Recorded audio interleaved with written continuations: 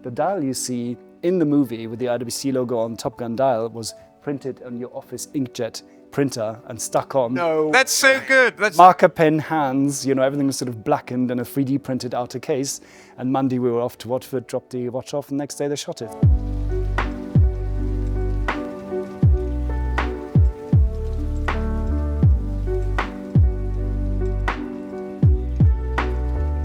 Welcome back. Yeah, after hours, we're so happy to be at the Emory. I could live here. I could live here for the rest of my life. I need never leave this room.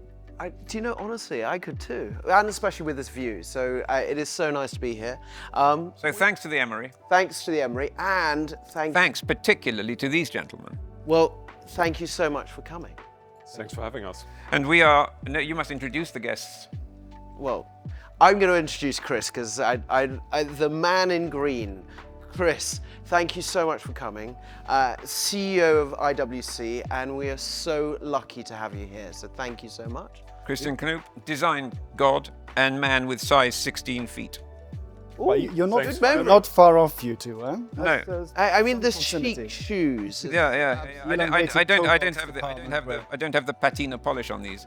The suede. They don't. No, but I love that the shoes match the strap of the watch. Yeah, they probably match internal components as well. Yeah, but the shoes were first, actually. Wow. So we spec one of the rare, based on Santoni patina on the shoes. basically. Wow. So it is quite interesting. I mean, that's one of the things I like about IWC is you do forge these very interesting partnerships. You're just saying goodbye to Lewis Hamilton after 10 years. Yeah. And I heard that you designed a watch. Was it while he was driving or something like that? Almost. we did actually over the 10 years. We really had a fantastic time with Lewis.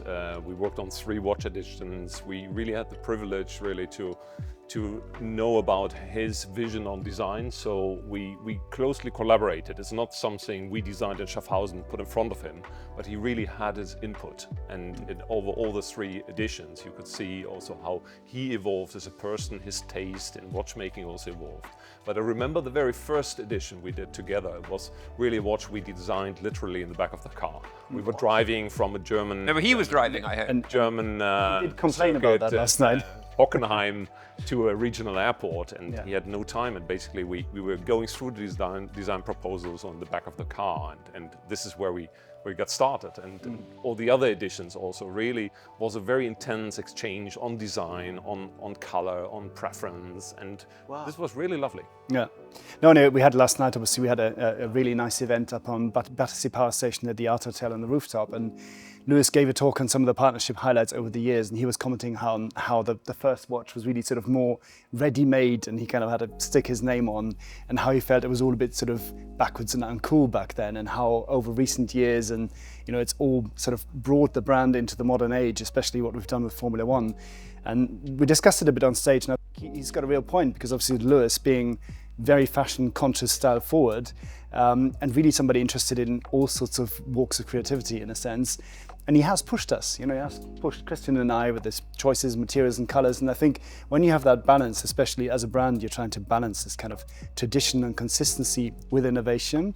You can't just go and do something completely left field, but a partnership designing with somebody like Lewis allows you to expand that area a little bit, where you experiment, where you innovate, and ultimately where you find a watch that is beautiful. And I mean, the latest edition, that tourbillon chronograph from the Portugieser with that very nice aqua color dial, is something we would probably never produce like that as IWC, but in that collaboration it comes to life, and in the end it's a very unique story, and we notice time and again that's something that really resonates with people because it's a true design partnership.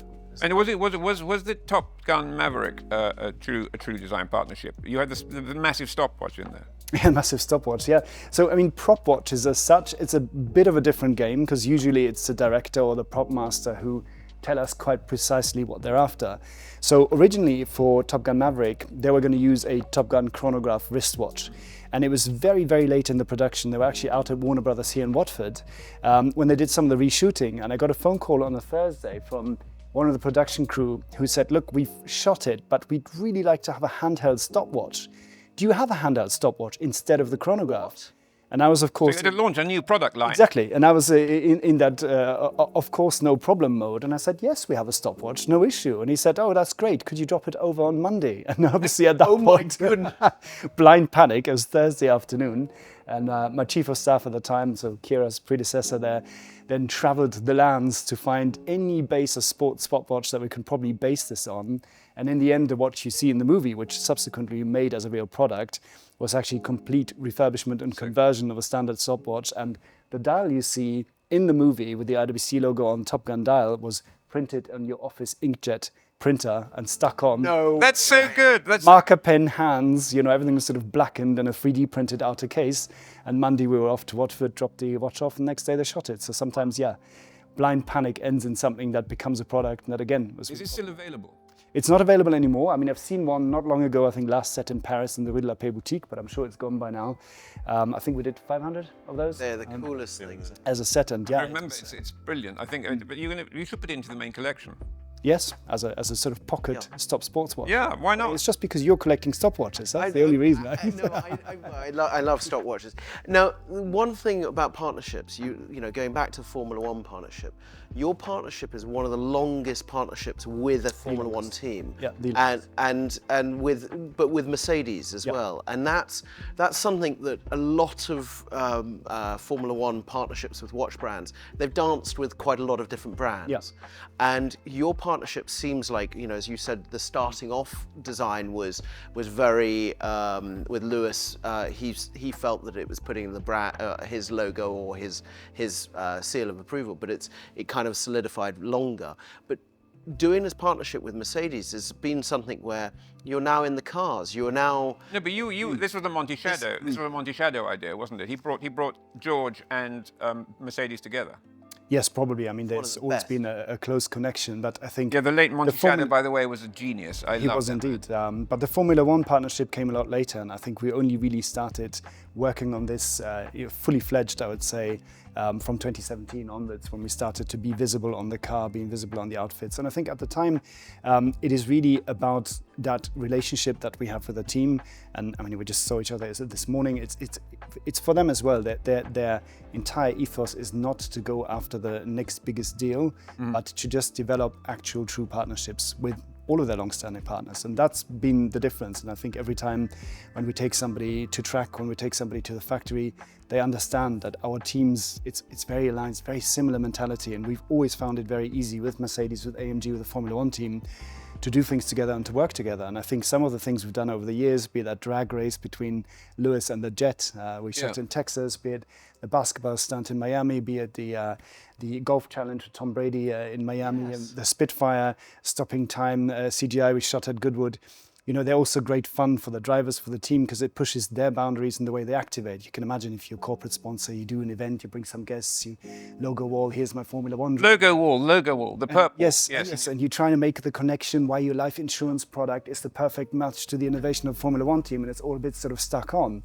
And I think our approach is always... I don't know about the insurance team. They're quite good ones. Life insurance, you might die when you're racing the car. I mean, let's.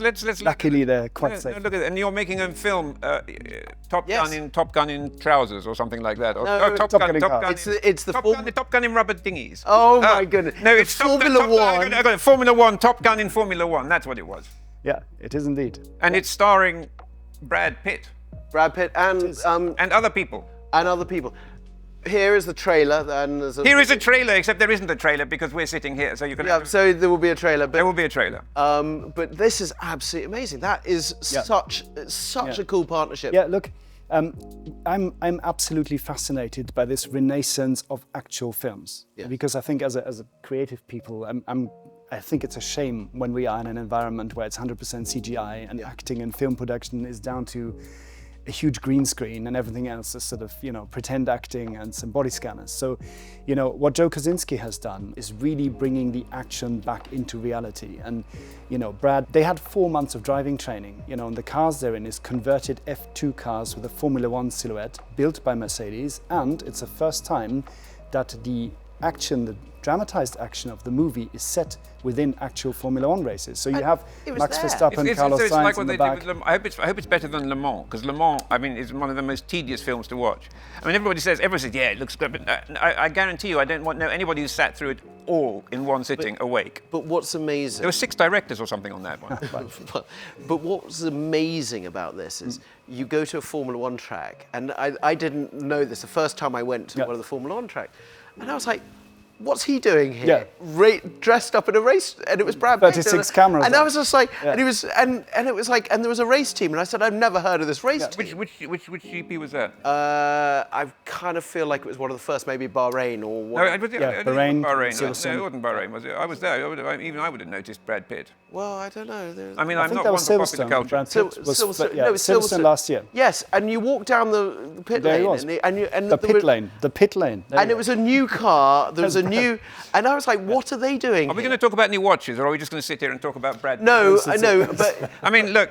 I mean, Brad Pitt, great guy, all the rest of it. But Watches. I think I would like to have Christian Knoop give us the potted history of the Perpetual Calendar from 1977 onwards. That's quite a jump from Brad Pitt to our history, but it's as no, good but I looking. think we brought a couple of pieces here from our archives in Schaffhausen that illustrate a little bit IWC's legacy in calendar watches. And so this year with the launch of the Portugieser collection and the Perpetual calendar and the Eternal calendar in particular, we also talk a little bit about our history in these watches, and the 4 pieces we brought are really milestones in that development. What you see here is in the pocket watch was a watch that was created in 1977. By Kurt Klaus. Kurt Klaus is a sort of mechanical genius, and during the quartz crisis, I believe he was making wind-up motors for toys and things like that. Yeah, so I mean, this is an historically important watch. It is, absolutely. I mean, this was an annual calendar, but it showed also the dual strategy IWC had back at the time, because IWC was commissioned with that job in 1974 at a period where IWC was running a double strategy towards sports watches with the engineer. At the time, probably there was the first talks also with Gerald Genta in the sports watch direction. But That at the same time, in 76, didn't it, the engineer? Yes. yes, 76. but at the same time, they were also working on the classic watches, so they believed also in complications on pocket watches. So this dual strategy both worked out for the brand, and this piece in particular was launched only 100 pieces in 1977 on the Basel Fair. And the great thing is, it's as classic then as it is now, and it would have been 150 years ago. I mean, it does speak about the eternal presence of watchmaking, I think. Definitely. Yes, and it was really the starting point of what we did in the decades after. Then everyone knows the Da Vinci collection that came out in the 1980s. You've got to linger for a moment on that, because it was. I remember at the time I didn't think it was a particularly attractive watch, but it was hellishly innovative, wasn't it? It was. Even the material of it. Yeah. So that's what I mean. I mean, you know, everybody says ceramic, new materials. Blah, No, blah, blah. but you guys had to go to a new place to go and find the ceramic material. Yeah, this was innovative in many senses. The movement. This was the first fully perpetual calendar from IWC, and was also a perpetual calendar that stood out from the rest by the ingenuity it was constructed. It's a number of components that were used, but also the ease of use, because all functions were fully operated via the crown. But also then, after the steel and gold versions, there came the ceramic pieces that marked actually IWC's history in ceramic watches. And next to the commercially available versions in white and black ceramic, so this was zirconium oxide ceramic, we also experimented with colored ceramics, which made us a pioneer in colored ceramics. So next to the wonderful turquoise one we brought here, there were also dark blue ones, green ones, and a couple of other colors we experimented with at the time. And so this was really the 1980s, really a kind of yes, it's a real design 1980s color, isn't it? Yeah, Fantastic. Miami Vice. I should have brought my mullet with me. But so amazing to have, but also finding You weren't even ceramics. born when that came out, probably. No, I was actually born. I had to think about that. Yeah. Thanks, Nick. Do the mental arithmetic. I had to do the mental arithmetic, but I mean, imagine what that must have looked like when it came out. If Yeah. people went, I mean, what the fuck, you know? It's fantastic. Yeah. But also the other colours that you did, but finding ceramic as well, because it wasn't kind of readily available in the world at that time. Material very, very difficult to work with, and it was very innovative also to put this into a watch. Because there was painting processes more than doing ceramic into a watch. You know, I was trying to research those watches that were around that time. But then we get to what we got two examples here of what I see as the classic sort of totem, really, of what IWC became. It was that very. I mean, it's also interesting when you look at what Blumlein did, the guy who owned it. You can see he took the mechanics from Jaeger and the design from you, and what do you get? You get something called a Lange and Söhne.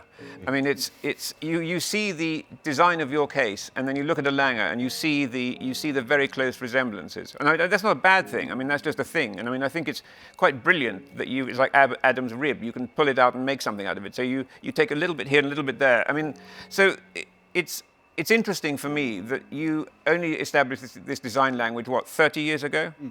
Basically, yes. But what really marked this design language was in particular the very first Portugieser on the large 7 days power reserve. But it's 8 days, but it stops at 7, isn't it? Is that the one? No, yeah, it is 7 days, 7 days automatic. We have the 8 days handbound. But this piece that came out in the year 2000 really was a completely new era for IWC, a design that really stood out by its size, by its purity, by its boldness. And this was a foundation basically for the Portugieser collection, but also the Big Pilot range back at the time. And the Big Pilot was big, wasn't it? Yeah. How big did the Big Pilot get?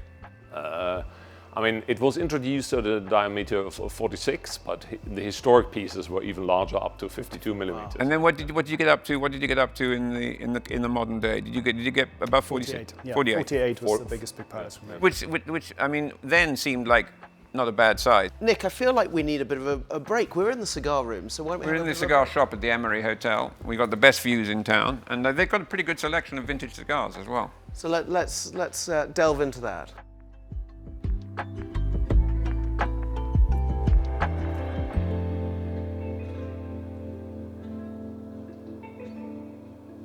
Nick, I was watching you lighting your cigar, and it was such an amazing way of lighting a cigar. Why is it, and this is me kind of, why do you keep the cigar out of your mouth before you light it? What's the reason? Well, I mean, how do you do it? I don't know. I mean, the thing is, if you do it properly, you don't apply. I mean, this is a very elegant cigar, so you have to light it elegantly for a start. I probably didn't do that, but I think you don't.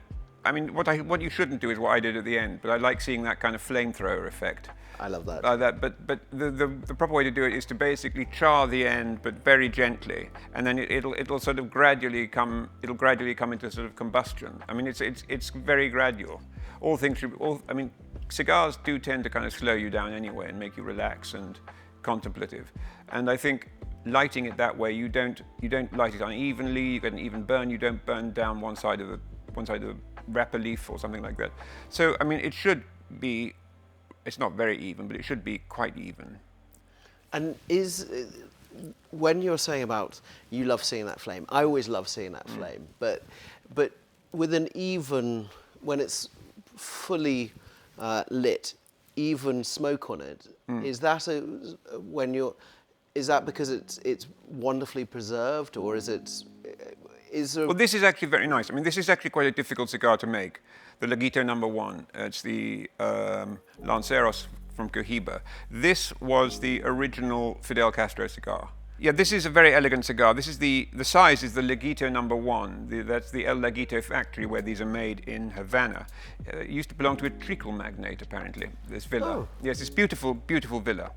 And this was the cigar that you will see in Castro's mouth in most pictures. Oh wow! I mean, not this actual cigar, obviously. No, but we see it in Nick's mouth. Yes, but you did. These were rolled for him under great secrecy, and then it became a commercially available brand. I don't know, sort of late '80s, I think, like that. And then it gradually, and now it's. I mean, it's.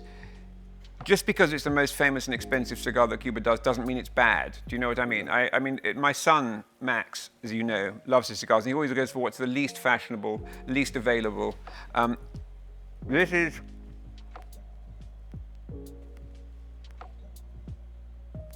This is probably the sort of, the size I like very much because it's slightly unusual these days to get slender cigars. And I think they look great, and they deliver a different smoking experience as well. I mean, I was tempted to go for the Robusto there, because that's sort of what I grew up with, if you like. I mean, I remember when that was the fattest cigar they used to have on the market, and you got very excited with the box of Cohiba Robustos. And now it's such a sort of, it looks like a tiddler. It does, especially with the amazing selection here at the Emory. Yeah, they're here at the Emory, yes. We mustn't forget that we're here at the Emory. No, but it is. But also, Nick, now are you someone that smokes all the way down the cigar? Because this is quite a long cigar, or is it the best, the front section of the cigar, and it gets bitter towards the It depends, first of all, how much time you've got, which I never have enough time. Secondly, it's personal taste. I mean, last night I had what did I have? It was a Talisman limited edition Cohiba from 2017. And I made tasting notes. That's how kind of nerdish I am about this thing sometimes. And I couldn't get through the last third because first of all it was late at night. It had become quite rich by then. I mean, the flavors were fantastic and the way it filled the mouth and you know, it activated the palate. But I just couldn't finish it. I'd have probably, if I'd have finished it, I'd have to choke it down, and then I'd probably sort of collapsed or something like that. This is a difficult cigar to smoke because if you go at it too quickly, it gets hot and harsh. So you've got to be very, very relaxed about it.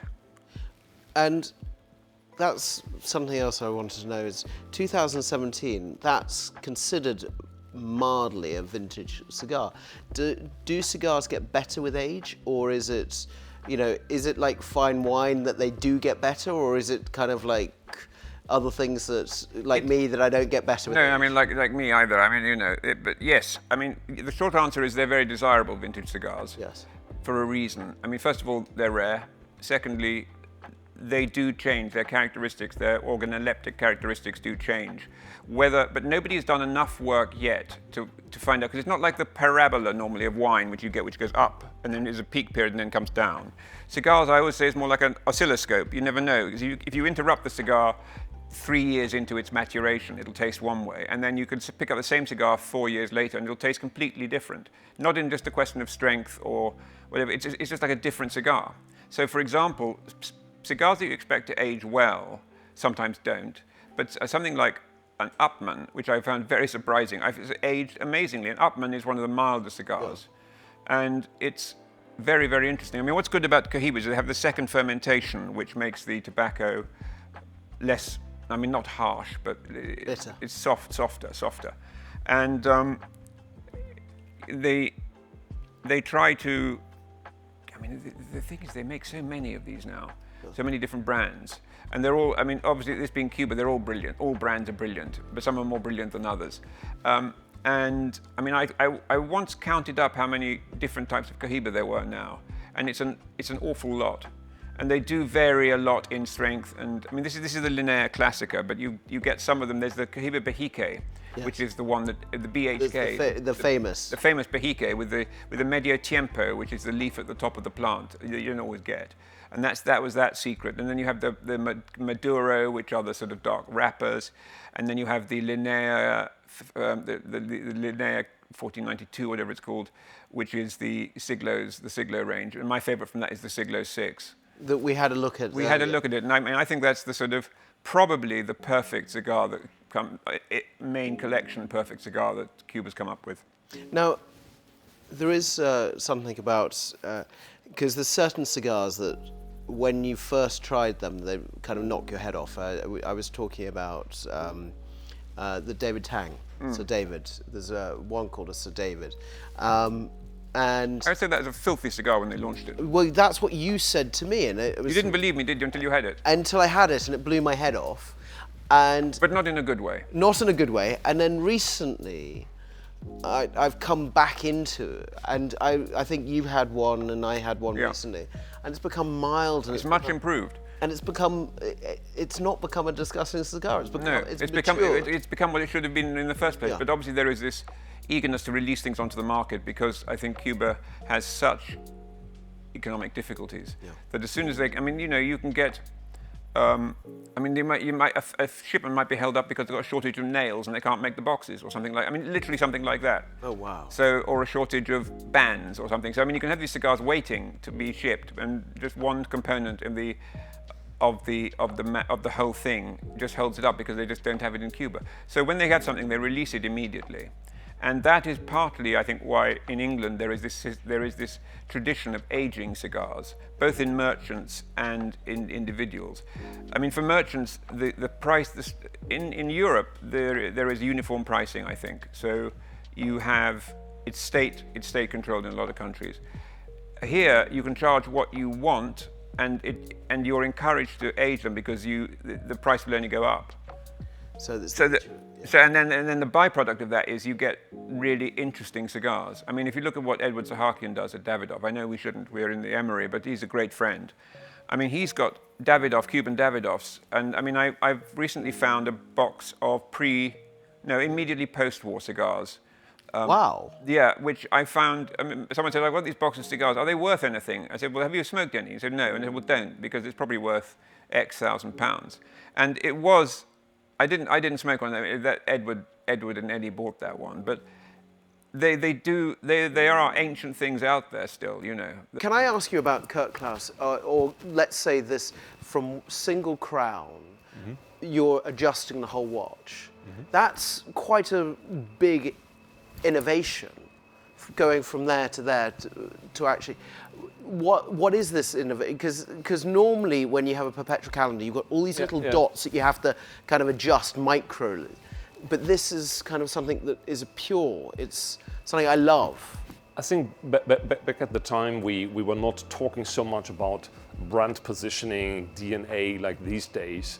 The people had it just in them. They had the kind of mentality of engineers, and they were working hard, like Albert Palatine. We chatted about Albert Palatine before this session, and then they really marked with their approach to technical watchmaking, engineering watchmaking, pretty much what IWC is. I mean, and that's proper character. Do you know what I mean? It's almost the goût du terroir, because you're in the German-speaking part of Switzerland, and there is a solidity about the product, and it's a straightforward ingenuity. It's a logical. You follow a logical process. Yes. You don't necessarily follow watchmaking dogma. No. Absolutely. We used to say ingenious, robust, and user-friendly. Yeah. That was kind of the spirit of it. But that's what that is. Yeah. It really is. It's one of those case, how it's designed, what it is. You know, even the rotor, when you turn the watch over, and the rotor is the most beautiful. But it's designed because this is the size of the rotor you needed.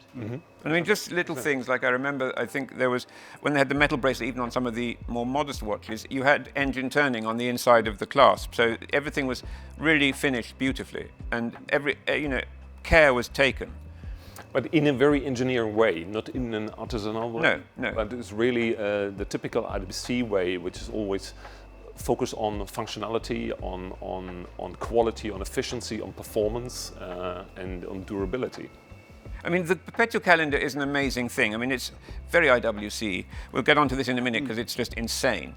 But I mean, we have the solar cycle and the lunar cycle, and I think it was Julius Caesar who gave us the Julian calendar in 45, 46 BC or something. Yep. But it was so out of sync that all the harvesting was out of sync, and Easter was in autumn. Yes, it was sometimes, and then it would sometimes move to something else. I mean, it was just bonkers. And then Pope Gregory the 13th, 14th, 13th, 13th. I love that you're looking at me. Gregory, yeah. Pope Gregory the 13th. One Gregory. Gregorian. It's a pope. It's a pope, and he gave us the Gregorian calendar, which we sort of work with today, but it's an imperfect system still. And then you devise this watch, which is it only how many million years? 40. No, we have a secular calendar based on the Gregorian calendar in there that's programmed until the year 3999. And then we don't actually know what's going to happen. This is only because it's not defined what happens in the year 4000. Yeah. Technically, we can cope with this, but it's. So this is going to survive UNEC? No. Oh. Of course not. No. I'm going to be the one that get the IWC service centre. You're gonna service, Why say, didn't my you? 45 Excuse me, million Only up to moon 4,000. Come on, Call this a product to endure. What do you say? phase. We wouldn't be surprised. No. I mean, I'd be there. But also, you've got this incredible accuracy of moon phase, haven't you? Absolutely. I mean, we have a moon phase display that is accurate for 45 million years. Mathematically, Why so low?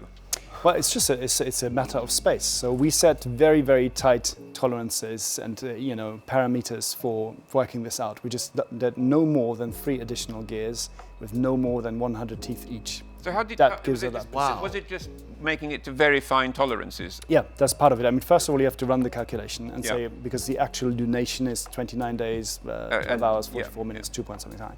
So the closer you can get to that in actual revolution, the more precise and longer lasting that moon phase is. And then it's a question of mathematics, of working out what gearing to use that gives you the optimal result. And after that, you have to make the gears. So we used a lot of Liga technology in there, which is actually the computer chip manufacturing technology, which allows you to not have to machine the tiny cogs and teeth, which you couldn't do with a mechanical What process. material did you make it out of? Well, it's basically it's a metallic process on a photolithographic Yes. where you grow them off a base plate basically, and you end up with a perfect shape, and you don't have to surface finish these gears afterwards. And it's that kind of technology that allows the precision for those kind of things like the 400-year wheel in the mechanism to actually work. And It's amazing. Tell me about the 400-year wheel, because that's when you get a leap century, isn't it? yeah.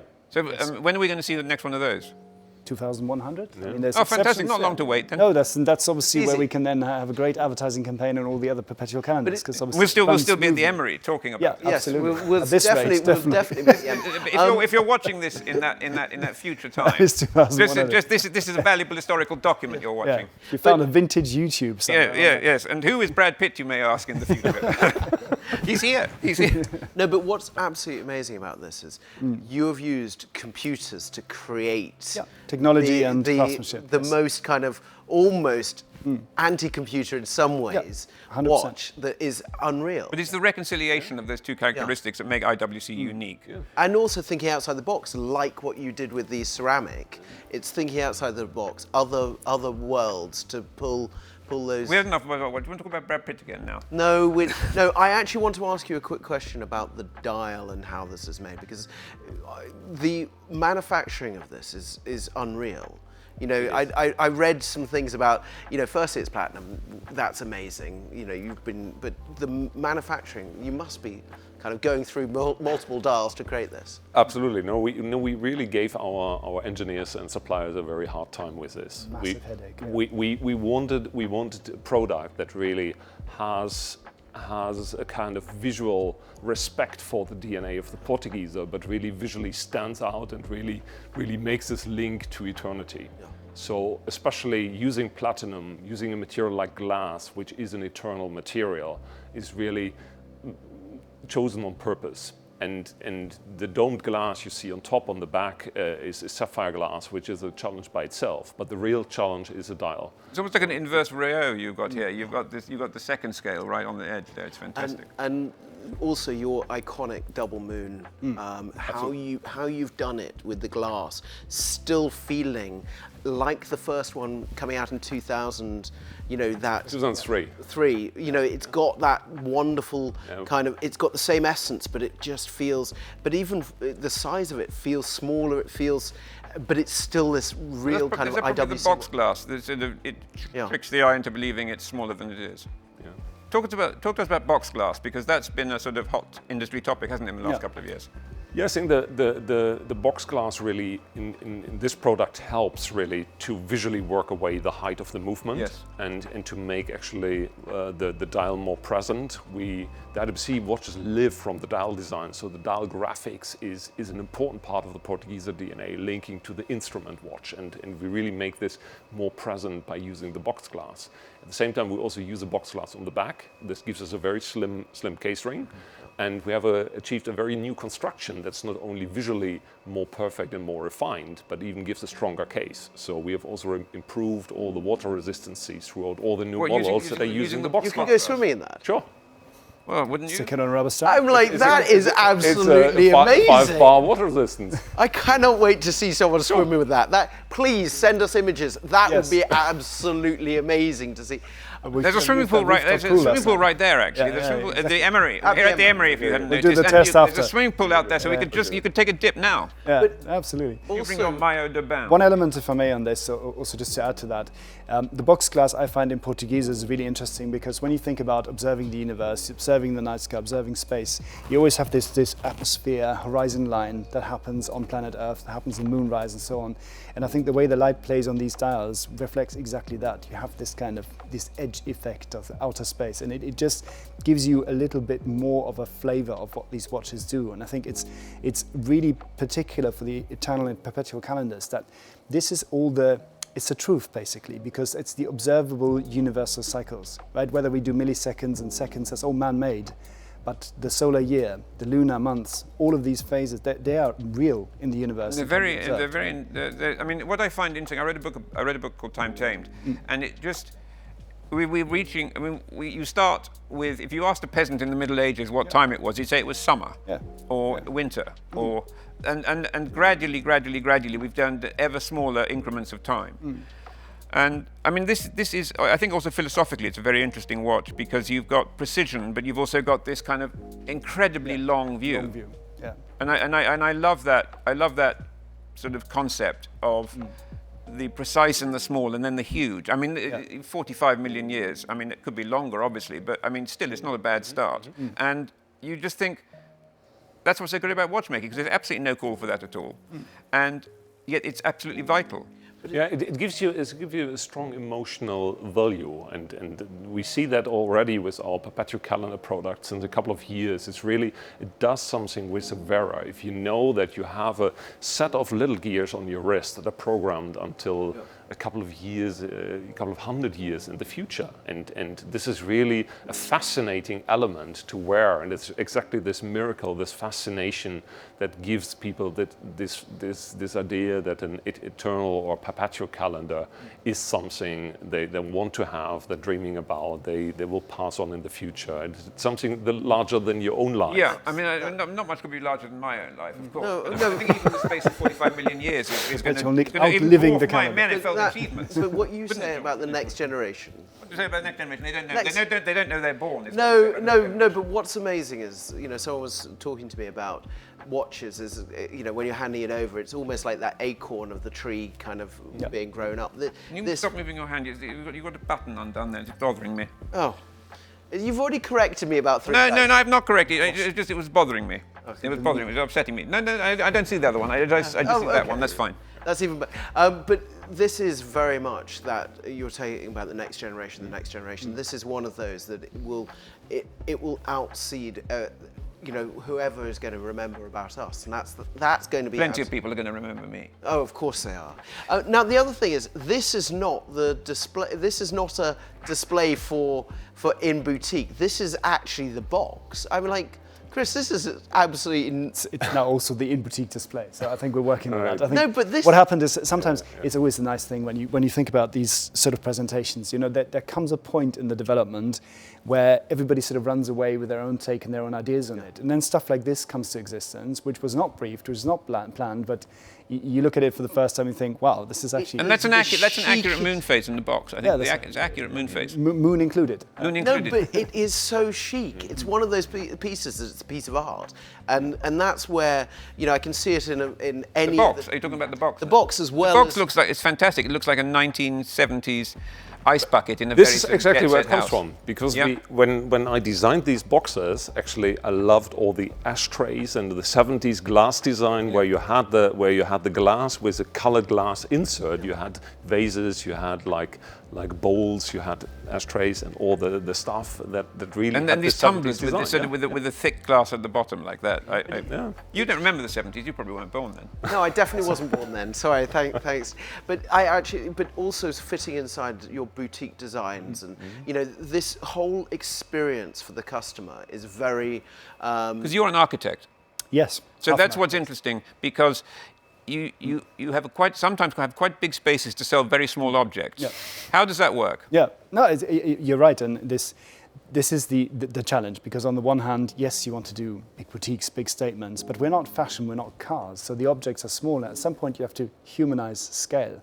And it's often when that goes wrong on a sort of oversized art gallery that it's very hard to relate to the product. So at some point you have to bring it down a couple of scale levels, and this whole funnel from sort of walking down Madison Avenue and sort of seeing this great front to when you're actually interacting one-on-one and you're seeing a product that's, you know... So in a way, this is a metaphor for that. You've got the tiny gears and the long throw. Yeah, and I think I often think that the task that architects essentially work on, which is to create very complex environmental systems, but turning them into something that's easily understood and felt as an atmosphere at the end that influences behavior, that makes people feel a certain way, where tons of technical components have to work all together in sync for that to happen. But then people don't need to know how it. People don't need to know what it is that's good about it. They just need to feel good. Exactly, and the best design is always the design you don't have to explain. And you see this often, and to ask, why do people feel like that? Why are they aggressive in hospitals, airports, tube stations, and so on? It's an environmental design problem, and if you get that right, people are not naturally inclined to punch people in the face. So it's just, how do you design an environment to create an atmosphere that makes people behave and feel a certain way? And I think Watches is trying to do something very, very similar, that you're telling quite a complex story, but it's something that doesn't need a description. Ideally, when a watch really works, you feel it. You might not be able to explain every element of it or the designers put into it, but you feel it. And I think we all feel that, because we can't define the magic. And it's that thing of why do we want it in our lives? Why do we? And it is that thing that connects. If we were all the same, we would be all wearing Nick's suit. And that's kind of the thing of it. Wouldn't it be a great world? You know, wouldn't it be a great world, as Nick says? But the thing is that scenario. We all want our own personal take. Yeah, and that's also always it's the magic of creativity, because that is no focus group on earth, no feedback can give you that moment of creativity where something comes into existence that connects with you emotionally. And that's why also, you know, this world of mechanical watchmaking is so unique, because you're creating human imperfection at a fascinating scale, right? And it will never have the precision of a quartz watch. It's never the precision of a smartphone, but it is something human-made, something that is truly ingenious, and where this X factor goes in that you can't rationalize, that you can't put in an algorithm, and that will always be uniquely human. And that is just emotion. And it's not redundant either. That's the thing. I mean, if we're looking at this object, these objects here, you know, one of your people could take it to pieces, clean it up, add the extra part, or make the extra part themselves, and then it would be working again. Yeah. And I mean, I think watches, I mean, I know sustainability is very topical, but I think watches are one of the most sustainable products. Yeah, absolutely. I mean, by definition today, how many products do we buy and consume that are made in the heart of Europe and are by default designed to last for centuries? You know, how many products, you know, there's no inbuilt obsolescence. It's a product where we're basically saying you don't need another one. I mean, obviously we're very grateful if you buy another one. Yeah. You don't need to buy another one. And I think. But how do you? I'm always interested to hear how you stimulate the urge to buy one, because you want to be happy with the one you've got. Yeah. But then you also want to be desiring another one. And does that just happen, or is that? Well, I think, you know, that you do nudges towards. Yeah, there's nudges towards for sure. But also, I think what happens is that often, ultimately, it's human relationships. It's relationships between our colleagues and customers that ultimately create something which becomes a story, an experience, a memory that's bigger than just the act of purchasing a watch. Yeah. And that's often a very big part of it. And when you speak, I mean, one of our customers who was with us yesterday evening, he came to my office a couple of months ago and passed me a photo book he'd created, which was entitled A Man, His Watch and What It Leads To. And I think it's a beautiful illustration, because he's documenting all of the memories and the experiences that he's had based on the first watch he ever bought, but it's obviously led to many more watches. But what it is to him is like a whole side of his personality that is memories, his experiences that we've had together. And I think that's the beauty of an ultimately quintessentially human product, as you say. I mean, I describe them sometimes as vessels of emotion. Yeah. They are obviously mechanical and therefore ultimately logical, but there's a real romance and emotion that is absolutely unbeatable. What do you want to say now? More Brad Pitt? You were very keen on Brad Pitt. No, I wasn't. There was Top Gun in night dresses. Or something. No, definitely not. Chris, one of the things I wanted to actually say, because I don't think a lot of people know, but they should know, because Nick's already said it. Architect, you You've created the interior of IWC boutiques with a team, but it is this whole thing of it's as good as the Emory, or it's one of these things where you look at the interiors as something. I like the way you slipped the Emory in there. That was nice. We are in the Emory, by the way, so don't forget that. But it is one of those things where you look at the interior and each one feels different. It feels like a space you want to go and hang out in. Yeah. How do you go about doing this? As you've said about pulling these things, we've just seen the Battersea space, and that is absolutely amazing, but it's different to every other space. Yeah, and for me, it always, for us, when we start creating these things, it's often about just immersing ourselves in the place. It's about wandering, getting lost, feeling a place, and your emotional response to place is always different. And then it's always this idea of marrying of what we are currently trying to do in that space, the kind of storytelling you're trying to bring across, creating a great stage for the product, and then being sensitive to the place. And that doesn't necessarily always mean you have to do a Bavarian beer bar in Munich. I love the idea of that, the Weiss beer, and people in dirndls and lederhosen. So you can be very direct with that and very analog, or you can be a lot more subtle, as we have done in Champs-Élysées in Paris, a boutique that's just opened. I invite everyone to come and have a look, where you immediately feel what IWC is all about. It's distinctly Parisian, it's subtle, but it's technical and welcoming, and it's the same as a manufacturer. When we manage to create something that, like you say, is quite rational, it's quite lab-like, it's got that Germanic sort of, sort of rational edge, but it still has a warmth to it and a human side is welcoming, then for me the balance is Gemütlichkeit, I think. Gemütlichkeit, yes, which you also need, because and that's really what we're trying to achieve, and it comes out quite differently when you look at Madison Avenue now. There's quite a focus on that engineering lab, and you can see those watches being tested and torsion tests and chronograph pusher tests, and it's all very sort of animated. Or you go into Zurich, where you find yourself in this sort of vintage racing car garage, and it's a different vibe. Right? But that's the thing, is it's not one size fits all. Each one feels like I'm going to And that's so important. It's so important today. And it really is. So you think of our star. Thank you, both of you, for coming. Is that it? We're just getting started. I know we were just. We're at the Emory, by the way. You remember? That's spelled E-M-O-R-Y. But both of you, thank you for so much. Thank you for coming to the Emory.